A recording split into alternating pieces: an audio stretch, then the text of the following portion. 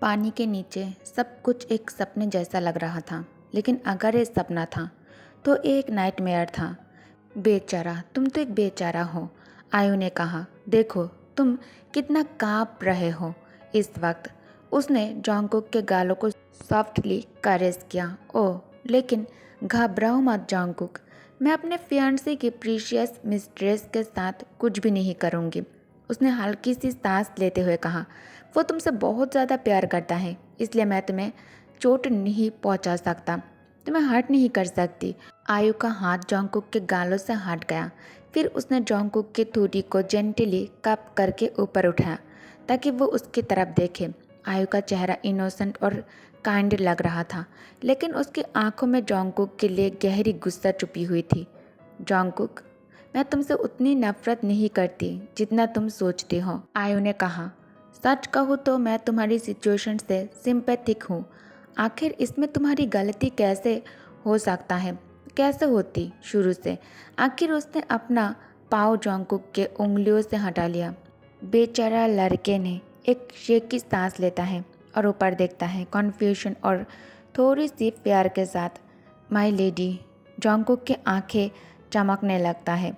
आंसू किनारे पर आ गए थे। आयु ने सॉफ्टली हुश किया। क्या तुम मेरे सामने रो दोगे, हाँ? फिर उसने एक नोइंग स्माइल दी।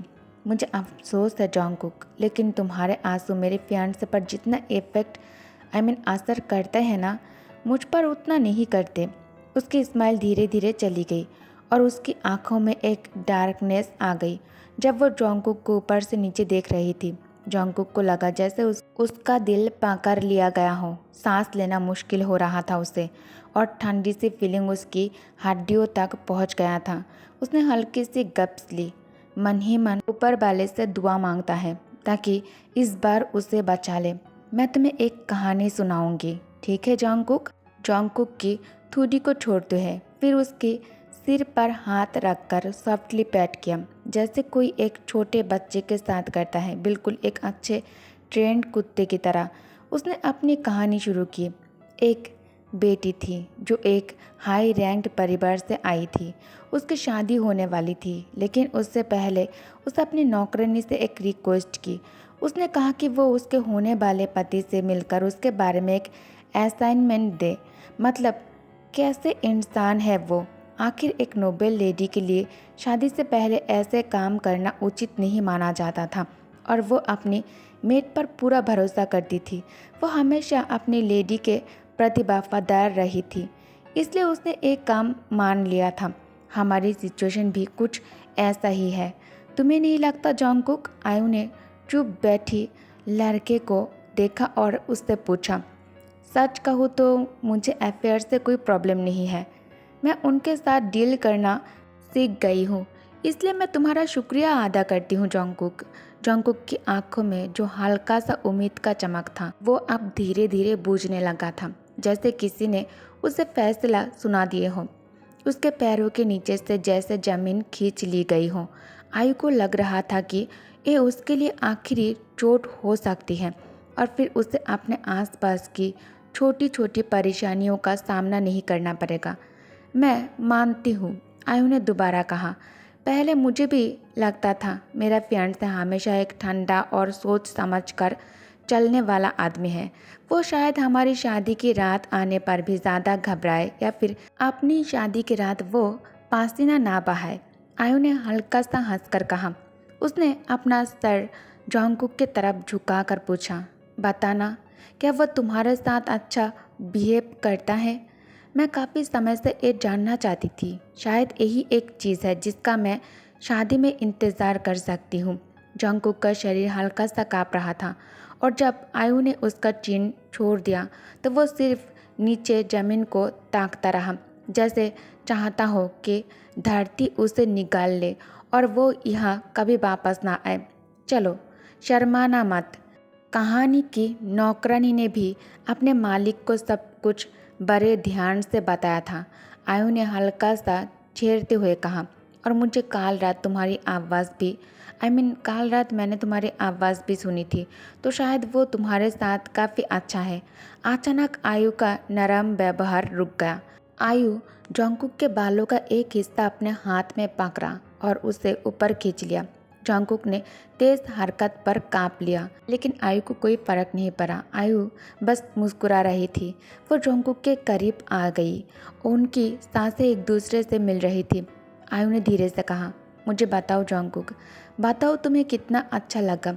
जॉन्गकुक की आंखों में सिर्फ एक सपना था। जब जॉन्गकुक बस अपने मालकिन की नज़रों में देख रहा था, आयु के शब्द उसके दिल में चुभते रहे, लेकिन उसमें एक अजीब सी तसल्ली भी थी। चलो जॉन्गकुक, तुम्हारी मालकिन तुमसे कुछ पूछ रही है। तुम्हें कैसा लगता है उस इंसान के साथ रहकर जो तुम्हारी ज़िंदगी को बार बार उलझा देता है। ये सुनकर जॉन्गकुक एकदम से रुक जाता है। मैरी, जो आयु की नौकरानी थी, चुपचाप सुन रही थी ये सब कुछ। आयु के शब्द जॉन्गकुक के कानों में गूंज रहे थे और उसका ध्यान बस इस बात पर अटका था कि उसका राज समझ लिया गया है। आयु को सब कुछ पता चल चुका है, लेकिन आयु ने ऐसे क्यों कहा? जॉन्गकुक जानता था कि ड्यूक ने उसकी ज़िंदगी बिगाड़ दी थी, उसे एक ऐसे रिश्ते में डालकर जो उसने कभी नहीं चाहा था। पर लेडी आयु ने ऐसा क्यों जताया जैसे ये सब बहुत पहले शुरू हुआ हो। जैसे ही आयु ने उसकी आंखों में कुछ देखा, उसने अचानक जॉन्गकुक को छोड़ दिया और उसकी मासूमियत पर बेचैनी से हंसने लगी। अब तक तुम समझे नहीं बेचारा लड़का, आयु ने सिर हिलाकर कहा। तुम वाकई बहुत ज़्यादा बेचारे हो। वो जॉन्गकुक के करीब आई, उसकी आंखों में सीधा देखते हुए बोली, उसने तुम्हारी बुगम के साथ एंगेजमेंट ख़त्म करवाने में भी हाथ बटाया था, पता था तुम्हें? जॉन्गकुक ने आंखें झपकाई, जैसे उसका अंदर कुछ टूट कर जग गया हो। तुम अब भी वही हो जॉन्गकुक, आयु ने निराशा भरे अंदाज में कहा। तुम्हें अपने आसपास चल रहे सच का बिल्कुल पता ही नहीं। फिर आयु ने बताना शुरू किया। उसने बताया कि पिछले समर ड्यूक ने क्या किया था, कैसे उसने तुम दोनों के बीच दूरी पैदा की, सिर्फ इसलिए कि जॉन्गकुक सिर्फ उसकी हो जाए। जॉन्गकुक चुपचाप सुनता जा रहा था, आंखें एक जगह टिक गया था, जैसे पुरानी यादें एक साथ वापस आ रहा हो। उसे याद आने लगा कि उसने बुगम से रिश्ता तोड़ने का फैसला क्यों लिया था। आयु ने ये भी बताया कि उसने अपने आंखों से देखा था ड्यूक को एक आदमी से मिलते हुए, जो बाद में मिसेस पार्क का वो कजिन जिसने उसके कॉलेज के पैसा चुरा लिए थे। उसने उस दिन सुबह पुलिस वाले से झूठ बोलते हुए भी सुना था कि उसने किसी को नहीं देखा। उसके बाद उसने किसी को भेजकर डैनियल राइनर का बैंक का पूरा जानकारी निकालने का काम करवाया था। ये बात जॉन्गकुक को तब पता चला जब उसने अपना पापा का नाम यूज़ करके सर्च किया। लगता था कि वो पहले ही मान चुका था कि डैनियल मिसेस पार्क का साथी है, और फिर भी उसने मिसेस पार्क को इस बात का रिस्पॉन्सिबल बना दिया। अब समझ रही हो ना तुम जॉन्गकुक, आयु ने कहा। कैसे ये सारे टुकड़े एक साथ फिट हो रहे हैं। जॉन्गकुक बिल्कुल शॉक में था, जैसे उसने कभी ये सोचा ही ना हो। उसने कैसे इतने सारे साइन इग्नोर कर दिए। आयु ने उसके साथ बात कंटिन्यू की। जब ड्यूक ने मिसेस पार्क पर इल्ज़ाम डाल दिया तो कुछ भी उस तक ट्रेस नहीं हो सकता था। किसी को शक तक नहीं होता कि वो इसमें शामिल है। आयु ने इस बात से खुशी थी कि उसने उस वक्त चुप रहना ठीक समझा। पर अगर तुम मेरे शब्दों पर शक करती हो तो जाके खुद उससे पूछ लो उससे, उसने हल्का सा मुस्कुराते हुए कहा। ये सिर्फ मेरी सोच है, मैं सिर्फ तुम्हें अपने तरीके से समझा रही हूँ। तुम तो उस पर पूरा विश्वास करते हो ना जॉन्गकुक? तुम्हें लगता है वो तुमसे कभी झूठ नहीं बोलेगा? जॉन्गकुक अभी भी पिछले साल की घटनाओं में उलझा हुआ था, जब ड्यूक किम तयंग चुप रहा था, जब उसकी शादी की बात चल रही थी। ऐसा लग रहा था जैसे उसे कोई दिलचस्पी ही नहीं है इसमें, और जैसे ही बात खत्म हुई वो वापस आ गया। अब उसे लग रहा था कि शायद सब प्लान करके किया गया था। उसके जीवन पर उसकी पकड़ का बोझ अब उसके सिर पर था। ये नहीं हो सकता, कोई इतना कठोर कैसे हो सकता है? जॉन्गकुक ने अपने मन ही मन सोचा। मैं समझ सकती हूँ जॉन्गकुक कि तुम्हें ये बात मानना तुम्हारे लिए ये बात मानना मुश्किल है, आयु ने सांस लेते हुए कहा। आखिर अगर तुम ये सब मान लोगे तो तुम और दुखी हो जाओगे, पर मानना या फिर ना मानना तुम्हारी मर्जी है। सच तो वैसे भी नहीं बदलेगा। ये कहकर आयु बेंच से उठ गई और अपने दुपट्टा संभालते हुए अपने ग्लव्स वापस पहनते हुए आयु जंकुक के सामने आई, जब जमीन पर गिर चुका था उस नए सच के बोझ से जो उसने अभी अभी सुना था। शायद ये अच्छा ही हुआ कि तुम्हें पहले कुछ पता नहीं था, उसने कहा। एक पल के लिए मुझे लगा तुम भी उन स्वार्थी लड़कियों और लड़कों जैसे हो जो सिर्फ अपना फ़ायदा चाहते हैं। फिर एक हल्की सी मुस्कान के साथ उसने ऐड किया, लेकिन तुमने मुझे गलत साबित किया जंकुक। ये कहकर आयु चलने लगती है, लेकिन फिर जंकुक की कांपती हुई हालत को देखकर वो रुक जाती है। तुम्हारी इतनी मासूमियत देखकर मुझे तुम्हारे लिए अफसोस हो रहा है। वो झुकी, जंकुक के कंधे पर हाथ रखा और कहा, शायद अगर मैं ज़्यादा सावधान होती तो अब तक मिसेस पार्क होती तुम, ना कि बस किसी के साथ रहने पर मजबूर। जंकुक चुप रहा। उसके दिमाग में अब भी विचार घूम रहे थे। चलो, अब कुछ बदला नहीं जा सकता, आयु ने कहा, लेकिन एक अच्छी बात है कि लगता है उन्हें तुम पसंद हो गई हो तो तुम्हारे लिए मुश्किल नहीं होगा उनका दिल जीतना। उसने जंकुक के थोड़ी हल्के से उठाकर कहा, मैं तुम्हारी दोस्त बनना चाहती हूँ जंकुक। आखिर हम दोनों उनके साथ ही होंगे, तो एक दूसरे के साथ बनती रहना ज़रूरी है बहुत ज़्यादा।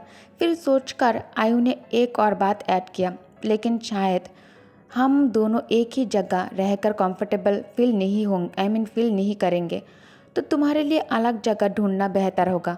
वैसे उन्हें पता है तुम्हारे लिए सही जगह कौन सी है। वो खड़ी हुई, जंकुक के कंधे पर 2-3 बार हल्के से हाथ रखते हुए बोली, अब तुम्हें अपने आप पर गर्व करना चाहिए जंकुक, अपनी इज्जत बना के रखना चाहिए। जंकुक चुप रहता है, लेकिन आयु ने उसके हाथ पकड़कर उसे उठाया। जंकुक ने अपने आप को संभाला, जैसे वो खुद को संभालने की कोशिश कर रहा हो। चलो जंकुक, तुम एक कर सकते हो, आयु ने कहा। अब मुझे जाना होगा जंकुक, लेकिन उससे पहले मैं एक बात साफ करना चाहती हूँ। जंकुक ने आंसू से भरी आंखों से आयु की तरफ देखा। ओके गाइस, तो इस पार्ट को मैं यही एंड करती हूँ। और हाँ, कैप्टन जियोन स्टोरी में कंप्लीट करूँगी, लेकिन the young cookie unique dreamy FF channel पर मैं अपलोड करूँगी। स्टोरी बहुत ही ज़्यादा, आप लोग जानते हो, इसमें बहुत ज़्यादा ऐसी चीज़ें, ऐसे वर्ड है जिसके कारण यूट्यूब के लिए सूटेबल नहीं है। तो एक मैं सिर्फ उसी चैनल पर ये स्टोरी शेयर कर सकती हूँ, किसी और चैनल पर नहीं। आई होप कि आप लोग समझ गए हो। Thank you for watching, bye bye.